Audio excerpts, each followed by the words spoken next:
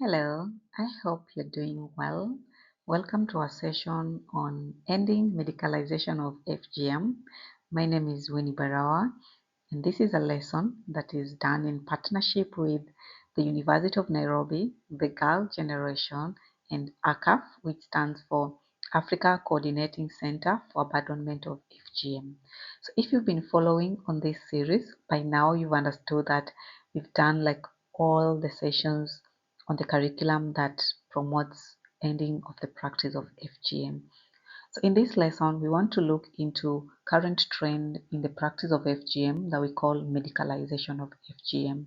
This is a status whereby healthcare workers who should be the people safeguarding the rights of women against the practice actually join in and start medicalizing the practice, or quote unquote putting it into the safe space where they feel if FGM is done within the confines of medical spaces, then it can be more safer. But that is a violation of human rights and it's a criminal offense. Therefore, we have to join hands so that we can end the medicalization of FGM. So if you're new here, this is our YouTube channel that focuses on lectures, lessons, and expert interviews pertaining to healthcare. So please join me as we progress and as we do more lessons pertaining to this conversation. So first and foremost, what is medicalization? So for those who are new in this series, we have gone through different parts of FGM curriculum so that we be able to understand the drivers as per why communities practice FGM. We've looked all the way into complications of FGM and the different types, and then we looked into how we can communicate the initiative or the conversations around FGM in our communities so that we can stop that practice as a whole and we can keep our women safe. So when it comes to medicalization, this is a new trend in the practice of FGM, and it refers to situations in which FGM, including practices like re-infibulation, which means reclosing of the external genitalia after childbirth and other procedures, is being practiced by any category of healthcare worker, be it in public or in private clinic or even in home-based care or just any other setting that they deem fit for the practice. So when you look at medicalization, we are looking at a status whereby instead of healthcare workers or healthcare providers being the gatekeepers and protecting the women against the practice of FGM. In this case, they are joining into the practice and medicalizing it or making it look safe just because it's being practiced in the spaces of healthcare providers or in the space of healthcare settings. So that's what we mean by medicalization. And this is a harmful approach because it makes the whole practice to be rampant. It makes the whole practice to look like it's safe, yet the complications that the women are exposed are similar to when are conducted in the normal cultural setups as we had seen in the previous classes on the types of FGM that are being practiced. Let's review countries that do FGM or have practiced FGM medicalization.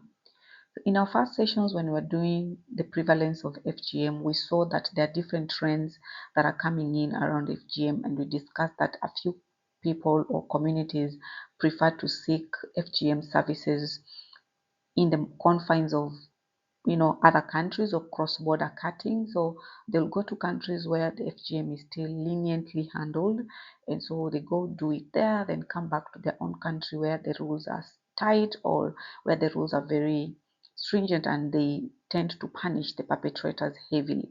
So we have countries whom which are adopting medicalization of FGM as a practice, and this exposes our women to unfortunate complications that come with FGM. So on this graph, we have a graph showing what is practiced on the mothers, and then we have the other graph showing what is practiced on the daughters. So in Africa, we have countries like Egypt, Sudan, Kenya, and Nigeria still registering very high prevalences when it comes to medicalization of the FGM. And this shows how risky it is for ladies, especially for women who are from communities which are already known for being rampant with the practice of FGM. You can imagine the influence they might have if they know that this practice can be done by a healthcare worker. It can create that false illusion that it's safer to be done by a healthcare worker.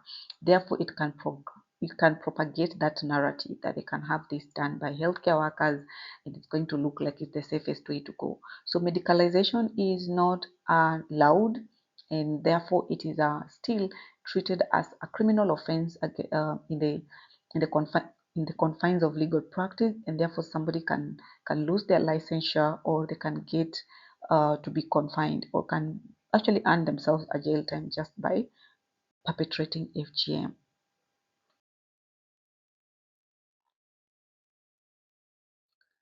All right, so let's evaluate among the healthcare workers that we know who tend to practice FGM more.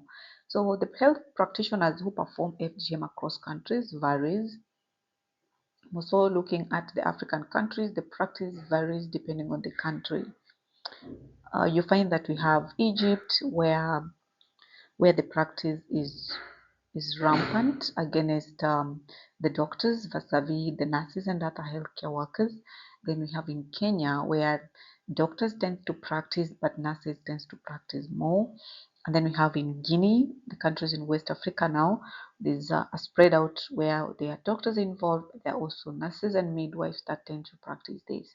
And then in Djibouti, we got a mixture of doctors and nurses, similarly to Nigeria and the Middle East involving Iraq. But then when you come to Sudan, the practice is strongly being upheld by nurses as the leading practitioners who are allowing the practice of FGM in the medical setup. So this tells you that when it comes to ending medicalization of FGM, the sensitization among healthcare workers has to be strongly done so that they don't end up to be the hub where FGM is now being conducted, where we are moving from the villages now to the sterile setup in our healthcare facilities. So there are different reasons why the law does not support medicalization, and there's other reasons that it states why it's important for us to eliminate medicalization of FGM. Number one, when we conduct medicalization of FGM, it is damage to health tissues for non-therapeutic reasons.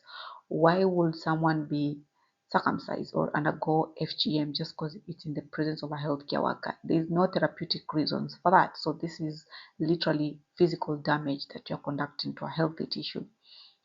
Then it's a violation of the expectations that the community has on healthcare workers. And this is actually a violation of our ethics where we say do not cause harm. So these are the oaths we take when we are going into the market to offer our services, that we should stand to protect the client no matter the situation. And in this case, practicing medicalization of FGM means we are violating the oath that we took to protect the client. And in this case, we are causing harm. So it also represents a harmful and unethical practice. So basically, medicalization is unethical and it violates the right of humans. So in this case, we are in the wrong side of the law. And then need to know that no health worker or no healthcare provider has ever been trained to perform FGM. So this is not a skill that is trained in our curriculum. What we train in the curriculum is the practice of circumcision, and more so in the male. And for the male, we even emphasize more on voluntary male circumcision. It's not compulsory. Anyone can choose to be circumcised or not to be circumcised. So no one has been trained in the medical curriculum that they should be allowed to perform FGM. So as a result, we are actually practicing something that is not within our scope. Then this medicalized FGM is also associated with negative long-term health effects and human rights violation. So we've already stated this, that this is unethical. But then remember, the complications of FGM can be immediate, they can be both obstetric and long term at the same time. So, medicalized FGM doesn't mean it's safe, it just means the woman might go through same side effects that could have undergone what they done in the traditional way. Then, performing FGM by healthcare providers has an effect of creating a false approval of the practice, because the community holds a very high status when it comes to healthcare workers or healthcare providers, and therefore, when they feel that the professions are the ones practicing this FGM in form of medicalizing it, they tend to buy in and think that it's actually safe for them to do it. So it may actually increase the prevalence of existence of this practice in our communities.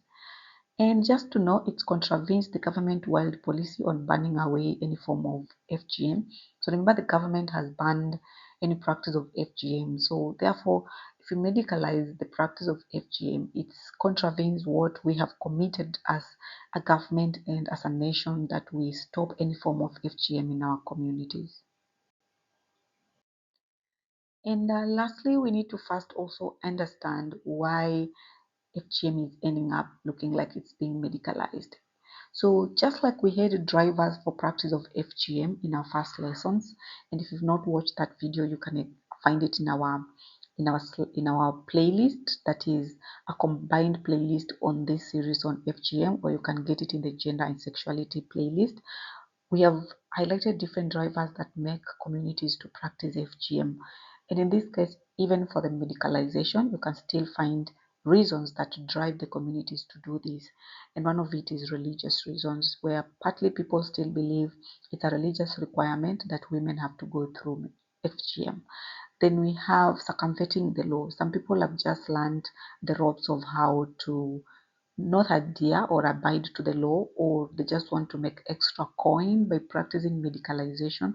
And so this is one of the areas. Sometimes the law is very lenient, and so people tend to feel, even if I do it or I'm caught, or if I'm caught in this act, I may not get that much of a punishment, as they say. Then there's social and professional norms.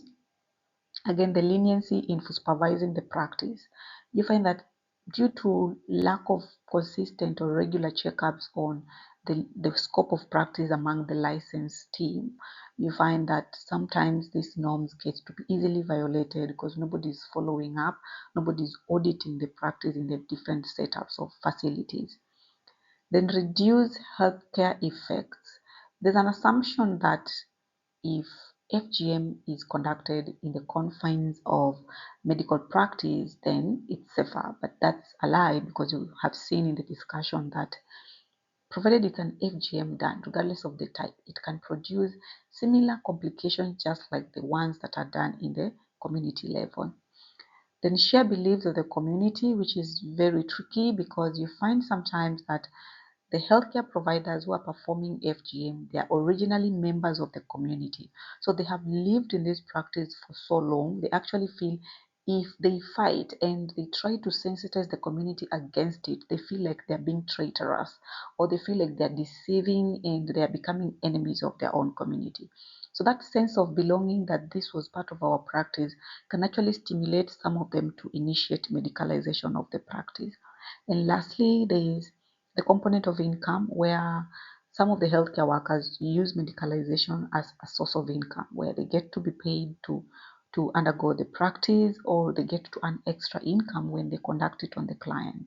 So there are different reasons why a healthcare provider may choose to do medicalization of the healthcare workers, or there are different forces that stimulate or instigate them to practice FGM. And this brings us to the end of our lesson. Kindly give us a thumbs up or like our videos, leave a comment, share in your platforms, and don't forget to subscribe. Kindly subscribe so that we can hit our next target, and that is 5,000 subscribers. Thank you very much, and see you in our next lessons. Bye bye.